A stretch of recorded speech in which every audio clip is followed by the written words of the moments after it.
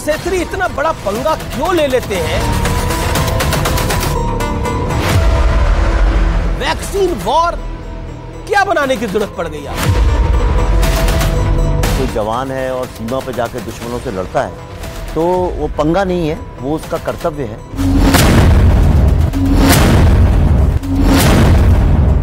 Vaccine बनाना अपने आप में इतना बड़ा कदम था, अगर हम फेल हो जाते तो बहुत कुछ भुगतना पड़ता। तो उसमें एक लाइन है, इंडिया कैन डू इट। अभी तो एंकर्स को बैन करा है, हो सकता है कुछ दिनों बाद कुछ एक्टर्स को भी बैन कर दें, कुछ प्रोड्यूसर्स को भी बैन कर दें। देखिए, आप बैन के बावजूद आपका शो इतना अच्छा चल रहा है। आप जो देखेगा उसको अपनी माँ की अगर याद ना आई, 2 माहों पे आपको गर्व होगा, अपनी माँ पे और भारत पे। नमस्कार व्यूअर्स, करीब 25 साल पहले एक फिल्म आई थी वजूद, जिसका एक मशहूर डायलॉग है कि डेस्टिनी बहुत बेरहम होती है। यह अपने दोस्तों से मुंह फेरने और दुश्मनों से बात करने पर मजबूर कर देती है। और यह भी डेस्टिनी ही है कि यह दमदार डायलॉग बोलने वाले शानदार अभिनेता नाना पाटेकर आज हमारे बीच मौजूद हैं और इनकी असली पहचान क्रांतिवीर वाली है। लेकिन आज हमारे साथ एक और क्रांतिवीर है जिन्होंने अपनी फिल्मों से क्रांति छेड़ दी है। कश्मीर फाइल जैसी शानदार फिल्म बनाने के बाद इन पर चौतरफा वार हुआ, पलटवार भी हुआ। ये विपक्ष के नेताओं के सीधे डायरेक्ट निशाने पर आ गए। अपनी ही इंडस्ट्री के लोगों ने इन पर सवाल दाग दिए और तो और इंटरनेशनल लेवल पर भी इन्हें कोसने की एक मुहिम शुरू हो गई। लेकिन मिशन मोड में रहने वाले विवेक अग्निहोत्री अपने नए मिशन द वैक्सीन वॉर के साथ एक बार फिर एक नया धमाका करने को तैयार है। और यह उस दौर की बात है जब पूरी दुनिया एक अदृश्य दुश्मन के सामने रेंगने लग गई थी, रोने लग गई थी, मायूस हो गई थी। और जैसा मेडिकल इंफ्रास्ट्रक्चर भारत का था, उसके बारे में सोचकर भी हर हिंदुस्तानी के जहन में सिरहन आज भी होती है। लेकिन देश के डॉक्टर्स ने, रिसर्चर्स ने, वैज्ञानिकों ने यानी साइंटिस्ट ने भारत को ना सिर्फ इस महामारी की मझधार से बाहर निकाला, बल्कि रिकॉर्ड वक्त में मुझे, आपको, हम सबको वैक्सीन बनाकर सुरक्षित तक कर दिया। हमारा भविष्य भी सुरक्षित कर दिया। आज भारत के उस संघर्ष को फिल्म द वैक्सीन वॉर के जरिए पर्दे पे उतारने वाले विवेक अग्निहोत्री और साथ ही हमारे साथ एक और ऐसी नेशनल अवार्ड विनर आर्टिस्ट है जिन्होंने छोटे पर्दे से लेकर बड़े पर्दे तक कई दमदार भूमिका निभाई है। स्वागत कीजिए विवेक अग्निहोत्री, नाना पाटेकर और पल्लवी जोशी जी का।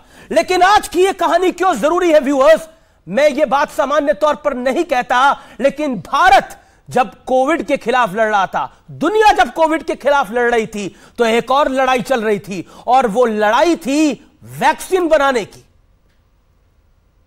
और सिर्फ रिसर्च वैक्सीन बनाने को नहीं लेकर हो रही थी, रिसर्च इसको लेकर भी हो रही थी कि भारत को वैक्सीन बनाने से रोकना कैसे है। अगर वो आज वैक्सीन ना बनती तो शायद हम और आप ये संवाद ना कर रहे होते। आज इस देश के 140 करोड़ लोग सुरक्षित ना होते। और अगर 140 करोड़ लोगों की जब हम वैक्सीन की बात करते हैं तो हम सिर्फ नरेंद्र मोदी की बात नहीं करते, हम सिर्फ भारत की सरकार की बात नहीं करते, हम इस देश के कोटि कोटि लोगों की बात करते हैं। और यह कार्यक्रम देखना क्यों जरूरी है, मैं इसके लिए कुछ आपको नहीं कहूंगा। सिर्फ सेकंड वेव को याद करिए और उस त्राहिमाम को याद करिए जो इस देश ने झेली है। लेकिन एक तो कोविड की लड़ाई थी, दूसरी वैक्सीन की भी लड़ाई थी। वो लड़ाई किसी आजादी की लड़ाई से कम नहीं थी। वो क्यों कम नहीं थी, यह समझना और जानना बेहद आवश्यक हो जाता है। यह इंट्रोडक्शन थोड़ा लंबा हो गया, लेकिन मेहमान मेरे साथ आज 3 बेहद खास हैं। नाना जी आपका अभिनंदन है, पल्लवी जी आपका अभिनंदन है, विवेक जी आपका अभिनंदन है। विवेक अग्निहोत्री, पहले तो शिकायत इस बात की, आप अननेसेसरी इतना बड़ा पंगा क्यों ले लेते हैं और क्या आपको पंगेबाजी में पड़ने का शौक है? क्योंकि एक सामान्य कॉमेडी फिल्म बनाइए, सामान्य रोमांटिक फिल्म बनाइए, वैक्सीन वॉर क्या बनाने की जरूरत पड़ गई आपको? नहीं पंगा, अब अगर कोई जवान है और सीमा पे जाके दुश्मनों से लड़ता है तो वो पंगा नहीं है, वो उसका कर्तव्य है। अगर डॉक्टर ऐसी महामारी के वक्त में लोगों की सेवा करता है, साइंटिस्ट वैक्सीन बनाते हैं, तो ये उसका कर्तव्य है। मैं भी पहले, मुझे ऐसा लगा कि अभी मेरा जो कर्तव्य है, मेरा जो पर्पस है लाइफ का, वो ये है, मुझे ऐसा लगा कि भारत का जो सिनेमा है उसे भारत की कहानियां भारतीयों तक तो पहुंचानी चाहिए, बल्कि सारे विश्व तक पहुंचानी चाहिए। ये जो काल था 1.5-2 वर्ष का, ये इसमें सबने मायूसी हो गई थी, सबने सोच लिया था कि भाई ये देश तो खत्म ही हो जाएगा, और इसका फायदा उठाया वैक्सीन, जो फार्मा लॉबीज जो वर्ल्ड की होती हैं, उन्होंने कहा किसी तरह से अगर भारत में डर का माहौल बना दिया जाए। क्या फायदा उठाया, अगर आपको 2 लाइन में बताना हो तो फायदा क्या उठाने की कोशिश कर रहे थे? फायदा ये उठाने की कोशिश कर रहे थे कि जैसा होता आया है 70-75 साल से, हमेशा से जो आया है कि भारत को अपनी वैक्सीन बेची जाए, और उसके लिए भारत का जो इंटरेस्ट है, देखिए सिक्योरिटी सिर्फ सीमा पे नहीं होती है, सिक्योरिटी तरह तरह की होती है। तो भारत का जो हेल्थ इंटरेस्ट है, भारत हर समय हेल्थ सेक्टर में गरीब बना रहे, उन पे आश्रित हो जाए, इसको लेके एक मुहिम चलाई गई, जिसमें बहुत अफसोस की बात है कि कुछ भारत के लोग भी शामिल हो गए, चाहे वो पैसे के लिए हो, किसी और लोभ से हुए हों, चाहे ईर्ष्या से हुए हों। और ये लगने लगा लोगों को कि तो 2 तरह का हो गया, एक तो फार्मा लॉबीज हो गई, और दूसरे लोग वो थे जिनको ये लगा कि ये बहुत अच्छा वक्त है, अगर ज्यादा मौतें होंगी भारत में तो इसका मतलब सरकार की विफलता होगी और सरकार गिरा दी जाएगी, और हम अपने मतलब की सरकार ले आएंगे और वैक्सीन उनसे हम बेच सकते हैं। तो ये खेल था जी। नाना पाटेकर जी, मैं आपके पास आता हूं। आपने आपकी आखिरी फिल्म आई थी इट्स माय लाइफ, और उसके बाद द वैक्सीन वॉर में आप दिखाई दे रहे हैं। मतलब ये एक ऐसी फिल्म है जिसको लेकर बहुत सारा क्रिटिसिज्म होगा, मतलब वो शुरू हो गया है अभी। वो एक ऐसी फिल्म है जिसको लेकर बड़े वाद विवाद होंगे। आप भी तो कोई रोमांटिक फिल्म कर सकते थे, आप कॉमेडी कितनी अच्छी कर लेते हैं, एक्शन भी कर लेते हैं, मतलब वर्ड्स वाला एक्शन मैं बोल रहा हूं, कर लेते हैं, वो कर सकते थे, फिजिकल भी कर लेते, तो फिर ये वाला ये क्यों करने की जरूरत पड़ी? जिस तरह की फिल्म है, मुझे लगता है हर कोई इसका हिस्सा बनना चाहेगा। मैं सच कहता हूं कि 10 कमर्शियल फिल्म करने के बजाय मैं एक ऐसी फिल्म करूं तो मुझे ज़्यादा सुकून मिलेगा। अब जाके मैं मेरी ज़िंदगी में कितनी फिल्म करूंगा? अब आई एम 73 नाउ, तो कितनी करूंगा? और 4, 5, 6, 10, उसके बाद तो थक जाएंगे हम। थकने के पहले वापसी की राह पर जब मेरे सामने ऐसी फिल्म आती है तो मैं क्यों ना कहूँ? इतना बेहतरीन किरदार, गाली बड़ी पड़ेगी इस फिल्म को करने के बाद आपको। क्यों गाली क्यों सब पड़ेगी? लोग आपके पीछे पड़ जाएंगे क्या वो फिल्म के लिए आएंगे? वो बोलेंगे नाना जी हमारी भी फिल्म में काम करो। ऐसा इतना बेहतरीन किरदार मिला है बलराम जी, भार्गव जो है वो साइंटिस्ट उनका, मतलब जिस तरह से बुनी हुई है फिल्म, जिस तरह से तू देखेगा 70% तो औरतें हैं इसमें। और तू देखने के बाद मैं मतलब ये पहले तो अव्वल पता नहीं चलता ये किस किस्म की फिल्म है, इस विषय पर फिल्म हो सकती है, ये सिर्फ ये ऐसा बंदा सोच सकता है। क्रांतिकारी, हमारे सच्ची विचार ही क्रांतिकारी है। ऐसे कौन सोचेगा कि ये विषय पर हम बनाएंगे? अभी इस दायरे से तो सभी गुजरे हैं, तू है तो हमारे सामने जो बैठे हैं सभी गुजरे हैं, तो वो वक्त नहीं तुमको याद दिलाया। उस वक्त को आपको उसमें से बाहर निकालने के लिए हमारी ये जो महिलाएं जो शास्त्रज्ञ थी उन्होंने क्या क्या किया है, वो देखने के बाद आंखें भर आती है। सामान्य जैसे हमारी आम औरतें हैं वैसी औरतें हैं ये। और मुझे जो रोल दिया जब उसने कहा कि एक नाना इसमें एक लाइन है, मैंने कहा मैं हमेशा मेरे डायरेक्टर को पूछता हूँ कि मेरे पास क्यों आया तू, दूसरा कौन है अगर मैं ना कहूँ तो नहीं तू ही करेगा। तो मैंने कहा क्यों? तो उसमें एक लाइन है, इंडिया कैन डू इट। वो जिस कन्विक्शन से तुम बोलोगे नाना दूसरा कोई मुझे नजर नहीं आता, मैंने कहा मैंने कर दी, क्योंकि मुझे लगता है मेरी पहचान मैं भारतीय हूं बस, इसके अलावा तो मेरी इसके अलावा कुछ नहीं है ही नहीं, हम कोई दूसरे है ही नहीं।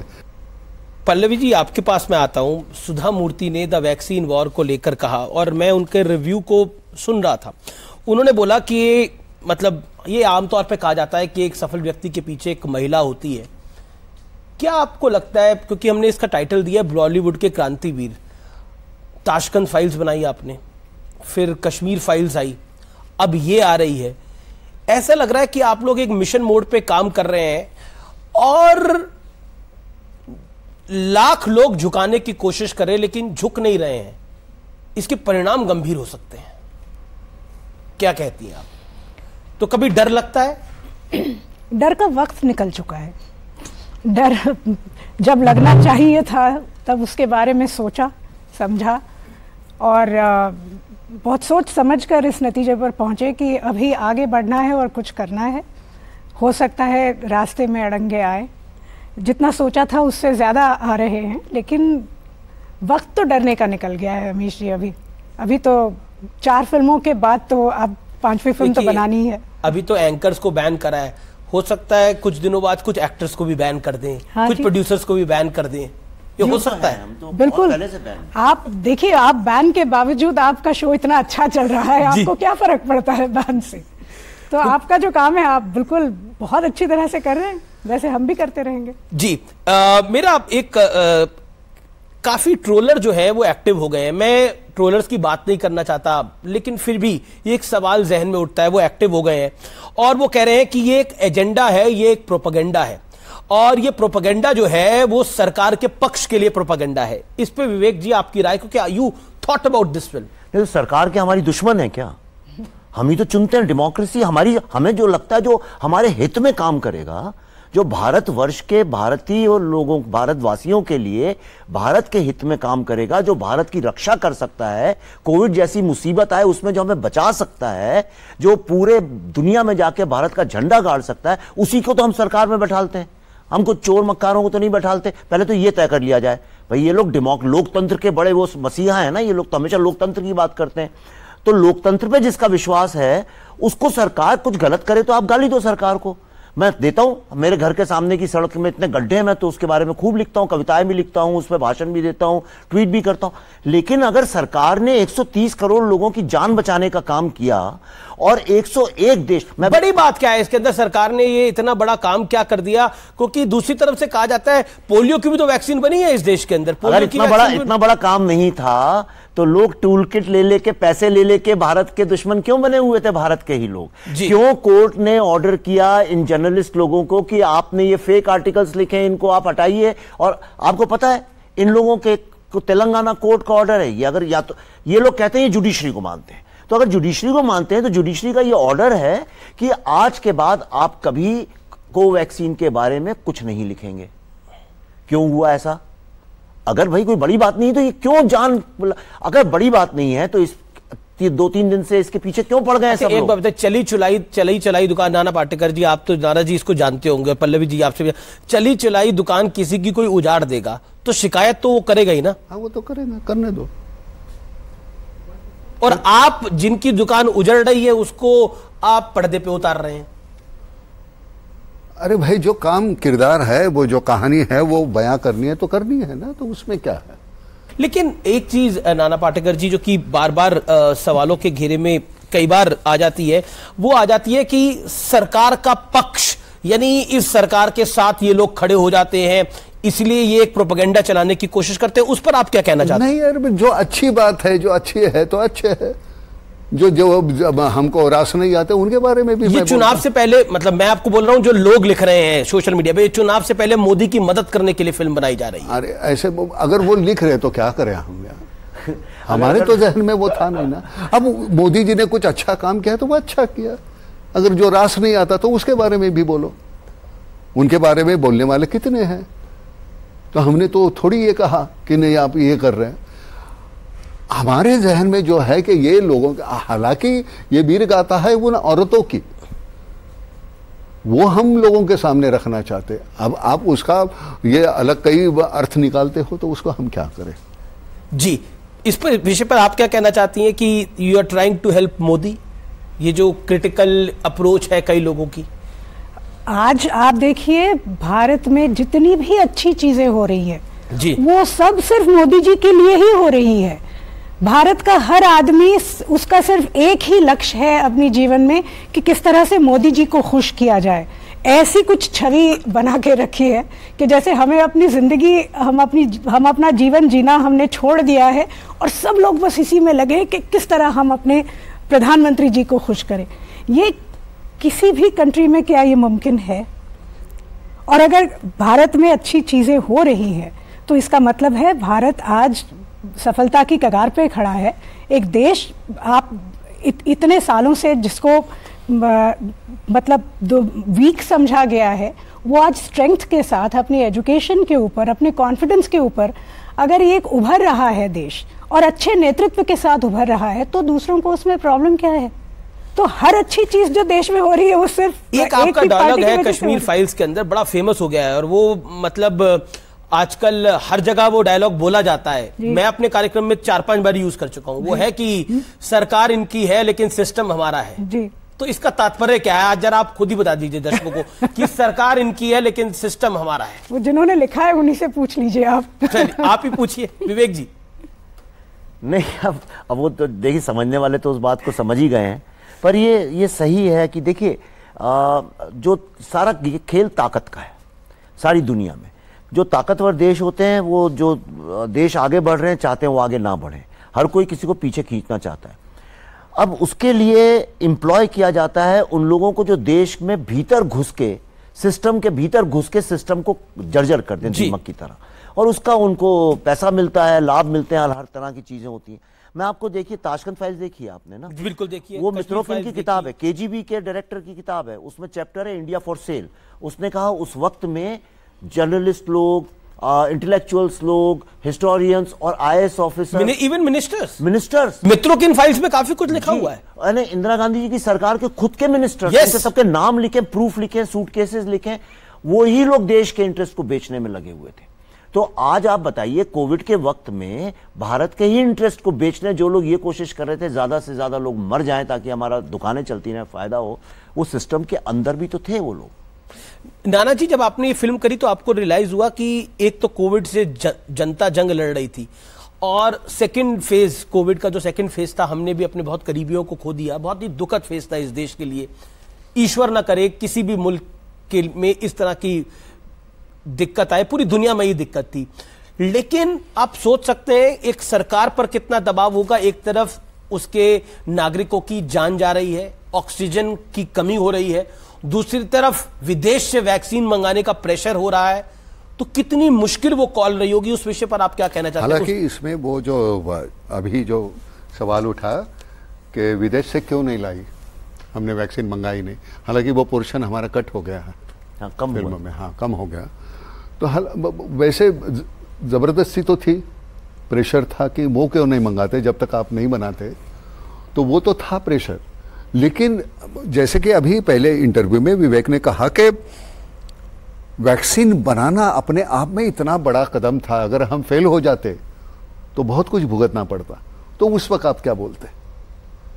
तो वैक्सीन बनाने का जो जिम्मा लिया, जो हमने डिसाइड किया, वो अपने आप में इतना बड़ा कदम रखा था मोदी जी ने, या सबको, जिसमें आपको फिल्म में पता चलेगा कि हमें एक जो कॉन्फिडेंस दिया, चलो जाओ आगे बढ़ो, कोई बात नहीं, फेल होते नहीं होते, हम सक्सेसफुल हो जाएंगे, ये जो एक था कॉन्फिडेंस, वो जो दिला है, उसकी वजह से ये सब कुछ हो गया। इसके पहले क्यों नहीं हुआ? तो इधर मोदी जी की जगह कोई और होता तो उनकी सराहना होती। अब वो है तो उनकी तो होनी है। तकलीफ तो मोदी से ही है ना। हाँ, तकलीफ तो मोदी से ही है। अब जो है तो यार तो सह लो, तकलीफ होती है तो उसका कोई हम उसके लिए कुछ दवा होनी चाहिए, वो तकलीफ। तो वैक्सीन तैयार करिए कोई, मतलब कुछ लोगों ने तो मोदी वैक्सीन भी खरीदी है। मोदी वैक्सीन कि जिससे उनको कोई किसी को तकलीफ होती है वो वैक्सीन लगा दिए, तो वो मोदी जी का वो कोई। देखिए, नरेंद्र मोदी का विरोध करते करते एक अलायंस है जो कि उसका नाम है इंडिया अलायंस, उसने सनातन का विरोध करना शुरू कर दिया है। और ये इसलिए मैं आप लोगों से सवाल पूछ रहा हूं क्योंकि आप तीनों जागरूक नागरिक हैं। सनातन का विरोध, और ये वही लॉबी है जो इस फिल्म का भी विरोध करेगी। सनातन का विरोध क्या मोदी का विरोध है? अब कल को कोई कहे मैं सूरज का विरोध करता हूं, कोई कहे मैं धरती का विरोध करता हूं, मैं हवा का विरोध करता हूं, ये दुनिया इतने साल से चल रही है। उसका सनातन का मतलब होता है जो अनंत है, जो कभी खत्म ही नहीं हो सकता, वो एक सत्य है, राइट। उसका विरोध करने से तो वही आदमी छोटा बनता है, उसका कोई अर्थ नहीं है बिल्कुल भी। देखिए, प्रॉब्लम आज ये है कि कुछ लोग जो हैं उनको ऐसा लग रहा है कि ये उनका अंत निश्चित है, और अंत के पहले जैसे लौ फड़फड़ाती है जी, तो कुछ लोग जब आखिर में, जैसे क्रिकेट में जब लगने लगता है अब हारने वाले 4 बॉल बची हैं और इतने रन, तो वो लास्ट के बल्लेबाज जो होते हैं वो कहीं भी अनाप शनाप, बस देखिए लास्ट का जो टेलेंडर होता है आके कहीं भी बल्ला मारता है, ये स्थिति अभी है। तो ये मैं भी चेन्नई में था, कुछ दिन पहले हम लोग चेन्नई में थे। मैं आपको सच बता रहा हूँ, ये फिल्म देखने के बाद 500 लड़कियां थीं जो स्टूडेंट्स थी, उनने देखा, इतनी तालियां बजा रही थी। नाना जी जब लास्ट में बोलते हैं फिल्म में इंडिया कैन डू इट, मैंने उसका वीडियो भी डाला कुछ दिन पहले, लड़कियां रोने पड़ी, लड़के खड़े होकर तालियां बजाने लगे। पूरा भारत आज एक नए दृढ़ निश्चय के साथ, एक कॉन्फिडेंस के साथ आगे बढ़ रहा है और ये लोग चाहते हैं भारत लड़खड़ाता रहे। भारत लड़खड़ाता रहेगा, इनकी विजय होगी। नहीं, सनातन को लेकर नाना जी जो बात की गई, हम अभी कोविड की बात कर रहे थे, कहा सनातन कोविड है, सनातन HIV एड्स है, सनातन जो है उसको लेकर जिस तरह के शब्द बोले गए, मैं कुछ शब्द बोलना भी नहीं चाहता, भगवान ब्रह्मा के लिए इतने खराब शब्द बोले जा रहे हैं, क्या कहना चाहते हैं आप? कुछ नहीं, अब तू बोल रहा है गलत गलत, तो मैं क्या करूं यार, तेरा मुंह तो मैं बंद नहीं कर सकता ना, तुझे जो बोलना है वो बोल। जितना हम हो सके वहाँ नज़रअंदाज करें तो उतना बेहतर है। हर एक का काम अलग होता है। अब ये समझता है कि ये फिल्म है, इसके जरिए मैं ये बयां करूं, तो हर एक का तेरा अपना ये काम है, तू इस तरह से अलग अलग सवाल उठाता है, तो हर एक का एक अपना काम है, वो उस तरह से वो। हाँ सही बात है, सबका अपना काम है। अब सांप का काम जहर है तो सांप का काम जहर है। हाँ नहीं, क्या और सांप का काम जहर है, उसी जहर से भी हम ऐसे वैक्सीन बनाते हैं यार, तो हमको हमारे ऐसे वैक्सीन से भी, जहर से भी हम वैक्सीन बना देंगे। मैं पल्लवी जी आपकी बात आता हूँ, क्योंकि सनातन की बात हो रही थी। आप, एक सवाल मेरा है, आप खुद सनातनी अपने आप को मानती हैं? सनातन का पहले डेफिनेशन बताओ। जो अनंत है, जो अनादि है, हाँ, जो व्यापक है और जो सबसे ज्यादा प्रैक्टिकल है, ये तो सनातन की बात है। पर ये सवाल मुझे नहीं लगता कि उठना भी चाहिए, हम सब तो हैं ही, तो इसमें पूछने वाली कौन सी बात है? जो भी भारतवर्ष में रहता है, फिर चाहे वो जो भी फेथ फॉलो करे, वो सब तो सनातन फिलॉसफी के ही तो हैं। सवाल उल्टा, सनातन पे बाद में बात करेंगे, पर स्टालिन साहब ने बोला है ना ये। नहीं, काफी लोगों ने बोला है, पर शुरू वहीं मल्लिकार्जुन खड़गे के सपुत्र ने बोल दिया, स्टालिन ने बोल दिया, स्वामी प्रसाद मौर्य ने बोल दिया, श्री रामचरितमानस को लेकर नफरती ग्रंथ है, पोटेशियम साइनेट है, इस तरह के शब्द बोले गए हैं। ब्रह्मा जी को लेकर किस तरह के शब्द बोले गए हैं। मैं कश्मीर से कन्याकुमारी चलूं तो एक एजेंडा चल रहा है, जिसमें सनातन के खिलाफ, भारतीय धर्म ग्रंथों के खिलाफ, श्री रामचरितमानस के खिलाफ। पर देखिए ऐसा है कि मैंने आपको कहा ना, कोई कल को सूरज की बुराई करने लगे तो उससे क्या फर्क पड़ता है, ये तो, और इसे खत्म तो नहीं कर सकते हैं, राइट। ये सारा का सारा पॉलिटिकली मोटिवेटेड चीज है और इसमें बहुत सारे लोग जो हैं वो एक एजेंट की तरह काम करते हैं फॉरेन के कई सारे लोगों के लिए। तो फिलहाल वक्त है एक अंतराल का, लेकिन अंतराल के बाद ये चर्चा जारी रहेगी। आप देखते रहिए हमारा ये बेहद खास एडिशन।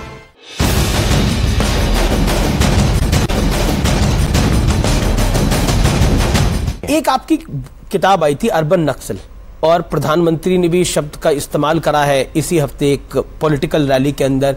तो आपकी राय में अर्बन नक्सल कौन है? ये अच्छा आपने एक सवाल किया। क्या है, देखिए ये मैं नहीं कह रहा हूं, ये अर्बन नक्सल कोई मैंने अपने मन से नहीं बना दिया। उसके पहले अर्बन माओइस्ट बोलते थे उनको, और ये मनमोहन सिंह जी की सरकार ने एफिडेविट फाइल किया था सुप्रीम कोर्ट के अंदर जी। तो माओइस्ट शब्द जो है वो एक आइडियोलॉजिकल शब्द है जो मुझे लगा कि गलत था। ये सब नक्सल्स जो बस्तर और इन सब एरियाज में थे, ये एक्सटॉर्शन करके पैसा लेते हैं। वहां से जो ट्रक निकलता है उससे 1000 रुपए, जो बच्चा वहां पे महुआ बेचने आता है उससे 10 रुपए, इनका एक फिक्स सिस्टम है। और उससे करीब 11,000 से लेकर 20,000 करोड़ रुपए के आसपास जो है वो आता है शहरों में एक्सटॉर्शन का पैसा, और उस पैसे से एक आइडियोलॉजिकल सपोर्ट दिया जाता है। नक्सल मूवमेंट को हम देते रहे आइडियोलॉजिकल सपोर्ट, फिर हम कश्मीर जैसी जगहों पे टेररिस्ट लोगों को आइडियोलॉजिकल सपोर्ट देते रहे। अभी आप देख रहे होंगे नॉर्थ ईस्ट में जो चल रहा है, कौन सही गलत है उसमें नहीं घुसेंगे हम, लेकिन उसमें भी जो राजनीति है उसका। आप मुझे ये बताइए कि आज आपको अपने घर में एक बच्चे का जन्मदिन करना हो तो उसके लिए आपको एक ऑर्गेनाइजेशन लगता है, 10, 15, 50 फोन करने पड़ते हैं, गिफ्ट्स, कुछ तो खर्चा होता है। ये बात पे जो लोग अनशन पे बैठते हैं, एक दिन में किसानों की रैली आ जाती है या फार्मर प्रोटेस्ट 1 साल चलता है, शाहीन बाग में महीनों चलता है, ये कौन फंड करता है? वहां बैठने वाले तो नहीं करते हैं। कहां से आता है ये पैसा? ये जो पैसा तो ये अर्बन नक्सल हर जगह है भारत में, तो है डेफिनेटली। मतलब ये मीडिया में भी है, फिल्म इंडस्ट्री में भी है। जी, ये सारे काडर में है, काडर में उनका नाम बच्चा बच्चा जानता है, मैं क्यों नाम लूं उनका। लेकिन ये मैं आपको बता देता हूं, आज जो अर्बन नक्सलिज्म, ये पूरा ये पॉलिटिकल साइंस है, ये कोई ऐसा नहीं मनगढ़ंत बात। जो रेड मनी है जो चाइना की तरफ से आता है, और जो ग्रीन मनी है जो कि अफगानिस्तान की तरफ से आता है, और उस पैसे से भारत को डिस्टेबलाइज करने के लिए जो इस्तेमाल होता है, जिन लोगों को यूज किया जाता है, वो अर्बन नक्सल्स है। वरना आप ही मुझे बताइए, वैक्सीन तो सबने लगवाई है, वैक्सीन से ही हम बचे हुए हैं, वैक्सीन के ही कारण हम आमने सामने बैठे हुए हैं, तो फिर ये लोग वैक्सीन का विरोध क्यों करते हैं? मुझे बताइए, जिससे वो खुद जिंदा है उसका विरोध क्यों करते हैं? मतलब पैसे देके उनसे कुछ बुलवाया जा रहा है। ये पैसा कहां से आ रहा है? ये पैसा रिजर्व बैंक ऑफ इंडिया से तो नहीं आ रहा है, ये पैसा कहीं से तो आ रहा है। तो वो जो पैसा आता है उसका जो इस्तेमाल करते हैं, क्या कारण है? आप देखिए, कुछ पार्टियां हर समय भारत के अहित की बात कर, किसी को इस बात की खुशी क्यों होनी चाहिए ये बोलते हुए, देखो चाइना ने तो हमारी जमीन, क्रिटिसिज्म होना चाहिए, लेकिन इस बात की खुशी क्यों होनी चाहिए किसी को? भारत में सेकेंड वेव में लोग मरे, इस बात का जश्न क्यों मनाया जाना चाहिए? मतलब तो बहुत दुख की बात थी। ये अर्बन नक्सल्स है, ये अर्बन नक्सल्स है। लेकिन मैं दोबारा फिल्म इंडस्ट्री पर आता हूं, एक डिवाइड क्रिएट हो गया है, और वो डिवाइड है, आप और पल्लवी जी और विवेक जी इसको लाख मना करें, एक साउथ और बॉलीवुड के बीच में एक डिवाइड क्रिएट हुआ है। और वो डिवाइड ये है कि साउथ की फिल्में थोड़ी चल रही हैं और बॉलीवुड की फिल्में उतनी नहीं चल पाई। तो वो डिवाइड क्यों आया, किस लिए आया, और इसकी वास्तविकता क्या है? नाना जी, आप इस पर कुछ बोलते हैं? नहीं, एक अलग किस्म से बाहुबली से हम शुरुआत करते हैं, एक अलग तरीके से एक फिल्म का निर्माण किया गया, तो इमीडिएट हमको एक कुछ अलग देखने को मिला, तो वो फिल्म एकदम बहुत सी चल गई। फिर उस पैटर्न पे बाकी की कुछ फिल्में आई, तो उस वक्त उनको जो लिफ्ट मिला, तो उस वक्त बॉलीवुड में उसका इतना बड़ा बोलबाला हो गया, तो कुछ फिल्में दब गई। तो वो एक टेम्पररी फेज था। पर आपको लगता है वैसे डिवाइड है इस? नहीं, कैसे डिवाइड है? अभी हमने काला में काम किया रजनी साहब के साथ जी, तो अभी वहां काम करते हुए मुझे लगता है कि इतना बेहतरीन माहौल था, तो हमने वो पूरी की पूरी फिल्म हमने तमिल में मैंने खुद डब की। ये एक पल्लवी जी, ये मैं क्लियर कर दूं, ये डिवाइड नहीं था। क्या था कि जब फिल्म की बात होती थी तो सिर्फ बॉलीवुड की बात होती थी मेन स्ट्रीम में, लेकिन बाहुबली वगैरह जैसी फिल्में सडनली मेन स्ट्रीम में आ गई, तो उसके कारण थोड़ा इन लोगों ने, जो बंबई के जो लोग थे, वो थोड़े चिंतित होकर उन्होंने बोलना शुरू किया, और लोगों की नजर में आ गया, अच्छा साउथ में भी इतनी बड़ी अच्छी फिल्में बनती हैं जो हम भी डब फिल्में देखते हैं। कि मैं कोई बॉलीवुड का क्रिटिक नहीं हूं, कोई बहुत बड़ा मैं एक बिजनेस जर्नलिस्ट हूं, एक पॉलिटिकल जर्नलिस्ट हूं। तो एक चीज मैं कहना चाहता हूं कि एक इंडियन भारतीयता जो दिखी साउथ की मूवीज के अंदर, वो बहुत जबरदस्त थी। ऐसा नहीं है कि बॉलीवुड में नहीं दिखती थी, लेकिन कहीं ना कहीं बॉलीवुड, जो बॉम्बई वाला बॉलीवुड है, मैं उसकी बात कर रहा हूं, वो उसको समझ नहीं पाया। आप नाना इसके बारे में कुछ कहना चाहते हैं? वो वहां का जो कल्चर है ना जी, तो वो देखने में बड़ा मजा आया। आज भी वहां जीवित है वो, जो हमारे यहाँ हिंदी फिल्म से वो अब आजकल गायब हो गया। हमें राजश्री की फिल्में अच्छी लगती थी क्योंकि वो पूरा कल्चर उसमें आता था। वो उनकी फिल्म जब रिलीज हुई थी, हम अब क्या है कौन, तो सभी ने बोला ये तो फिल्म का एक वीडियो है यार, फिल्म का ये अपना शादी का, ये कौन देखेगा? और वो सबसे ज्यादा चल गई क्योंकि हमारे फिल्मों से वो सब गायब हो गया था वो कल्चर। नया दौर का हमारा किसान था, गांव खेड़े का था यूसुफ साहब हमारे, तो वहां के थे, तो वो देखने में कितना मजा। और एक साइंस और इसके वैक्सीन वॉर जब तुम देखोगे तो आप देखिएगा सब आम महिलाएं हैं, तुम्हें अपनी माँ की याद आ जाएगी। मैं जो देखेगा उसको अपनी माँ की अगर याद ना आई, या लौट के अपनी माँ से उसने नहीं बोला कि माँ चलो मैं तुम्हें ये फिल्म दिखाता हूं, तो मैं, आप दोबारा बुलाइए, मैं आपको वादा करता हूं ये जो फिल्म है, ये भारत की माँओं को सेलिब्रेट करने वाली अपनी पहली तरह। मेरी माँ इस आपकी बात सुन के बड़ी खुश होगी। आपकी माँ को तो आप जरूर दिखाइएगा, आपको, और आपको भी गर्व होगा अपनी माँ के ऊपर। दो माँओं पे आपको गर्व होगा, अपनी माँ पे और भारत माँ पे। चलिए अब इस दौर में सियासत और थोड़ी सिनेमा की बात कर लेते हैं। आमिर खान को मैं कोट करता हूं, उन्होंने बोला कि उनको 2015 का बयान है ये, कि किरण राव को और उनको भारत में पहली बार उन्होंने कहा कि क्या हमें देश छोड़ देना चाहिए।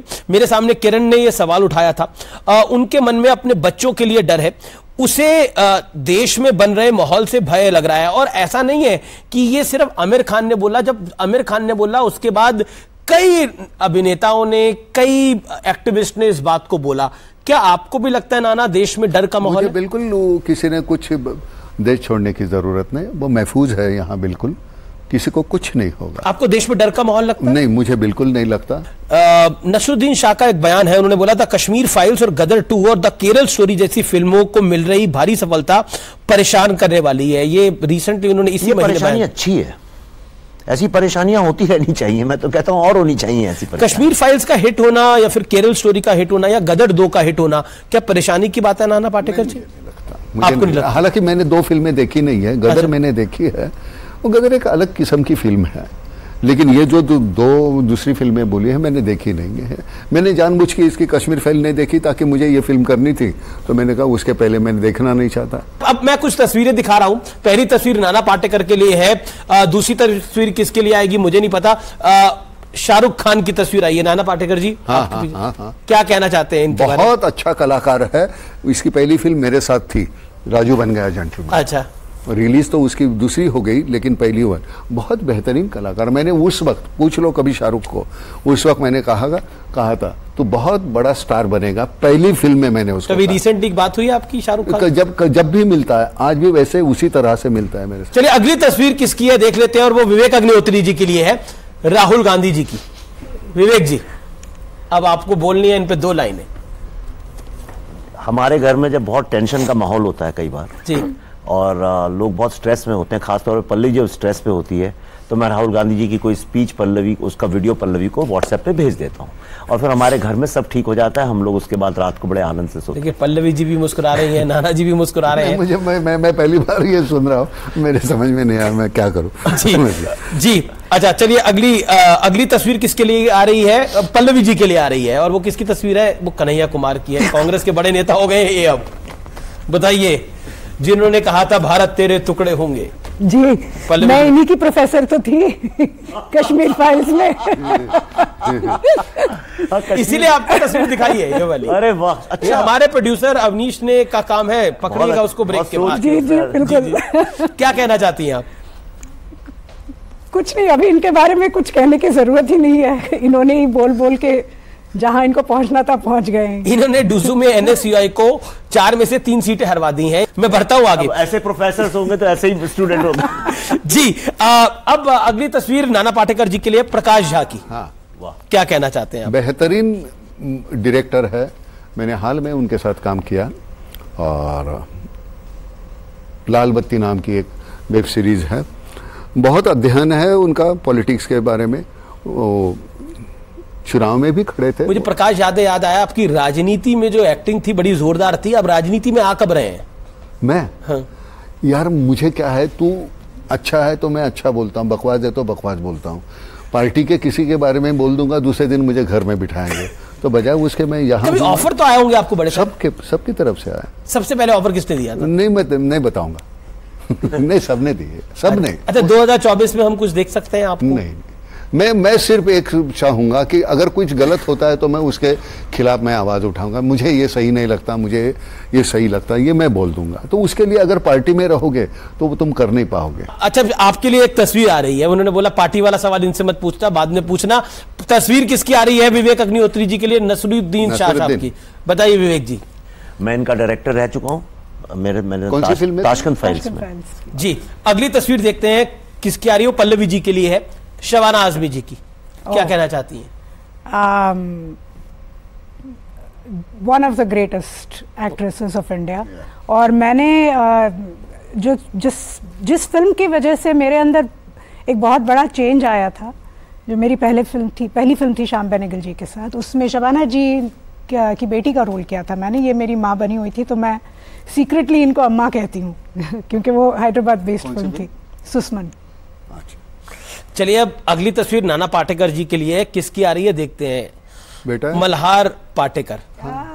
ऐसा बेटा होना, एक दूसरा बेटा मेरा सामने बैठा है जी, इनको बुला ले। आइए प्रसाद, यही है जी जी। तो मैं खुश नसीब हूँ कि मेरे ऐसे बेटे हैं जी। बस इससे और कुछ भगवान के पास कुछ मांगना ही नहीं है। देखिए, ये उनके दूसरे बेटे हैं, क्या कहना, आप क्या कहना चाहते हैं इनके बारे में? मैं कौन नहीं, आप क्या कहना चाहते हैं? ग्रेटेस्ट फादर है। Greatest father. चलिए, हमने आपको सडनली बुला लिया, थैंक यू सो मच आने के लिए। तो ये मैं समझता हूँ कि ऐसे बेटे बच्चे हो तो मुझे और कुछ कमाने की ज़रूरत नहीं है। ये मल्हार और ये दोनों नाम फाउंडेशन का पूरा, हमारा दूसरा मतलब बेटा नहीं है फिर भी वो बड़ा बेटा है, गणेश थोरात, वो इतना कमाल का काम कर रहे हैं फाउंडेशन जी। तो मुझे लगता है इससे और क्या चाहिए भगवान को अभी परेशान नहीं करने का जी, कुछ मांग के। अगली तस्वीर आपके लिए विवेक जी, और ये आपको बिल्कुल छोड़ने वाले नहीं है। उमर अब्दुल्ला, ये अपने खानदान का नाम रोशन कर रहे हैं और करते रहे इसी तरह से। शेख अब्दुल्ला जी, फारूक साहब के बाद उमर जी हैं। ये थोड़ा सा मुझे ऐसा लगता है कि उमर अब्दुल्ला साहब को अब ये स्वीकार कर लेना चाहिए कि कश्मीर भारत का इंटीग्रल पार्ट है। अब ये सत्य है, इससे लड़ाई लड़ने की आवश्यकता नहीं है। पल्लवी जी, अगली तस्वीर आपके लिए है, देखते हैं किसकी आ रही है। जया बच्चन जी, क्या कहना चाहती है? और एक सवाल मैं चाहता हूं, ये गुस्से में क्यों रहती हैं इतना, कई बार लगता है। कौन? जया देखिए, बच्चन। मैं एक बात बताऊं आपको, बहुत सारी चीजें मुझे पता नहीं होती क्योंकि मैं सोशल मीडिया पर हूं नहीं, तो मैं शायद आपको जवाब ना दे सकूं जिसकी शायद आपको जरूरत हो। लेकिन जया बच्चन जी बहुत सीनियर है हमारी इंडस्ट्री में, एंड इनकी एक खासियत ये है कि ये एक बार किसी को मिलती हैं तो इनको सबके नाम याद रहते हैं, सबके नाम याद रहते हैं, ये इनकी तारीफ है। बहुत, मतलब ये बहुत बड़ी बात है क्योंकि खुद इस ऊंचाई पर वो है, अमित जी एक ऐसे मकाम पर है। और पल्लवी और जया जी कनेक्टेड भी हैं। जया जी का मायका और पल्लवी का ससुराल एक ही है। जी जी, चलिए अगली तस्वीर नाना आपके लिए आ रही है, और वो तस्वीर है इरफान खान की। अभी ये नहीं रहे यार, इरफान मेरा इतना, हमने सलाम बॉम्बे में काम किया था बहुत पहले, और सुतापा उसकी जो बीवी है मुझे हमेशा कहती थी कि नाना यार वो इरफान का नाम बता दो कहीं ऐसे उसको अच्छे काम मिले। मैंने कहा वो अपने बलबूते पे बहुत बड़ा हो जाएगा सुतापा, तो फिक्र मत कर, इतना बड़ा हो जाएगा। तो मुझे जब मिला था, मैं जाने से पहले जब उनका डिटेक्ट हुआ था कैंसर, तो यार ये मैं बात कहूँ ना कहूँ, तो मुझे कहा था यार अगर गुजर जाऊं तो मेरे वहाँ उधर वो रात रानी का पौधा लगा देना। और मैं सच कहता हूँ कि मैंने वो पौधा बना के रखा है जी। मैं आजकल बम्बई में रहता नहीं, और मैं लगाऊंगा वो पौधा। तो मेरा बहुत अच्छा, आप इमोशनल हो गए, और बहुत बड़े स्टार थे ये, और इसमें बहुत अच्छा, बहुत इंसान इंसान भी बहुत अच्छे थे, इसमें कोई दो राय, बहुत अच्छा था। चलिए आखिरी तस्वीर आ रही है, और वो विवेक जी आपके लिए है, और वो है प्रकाश राज की।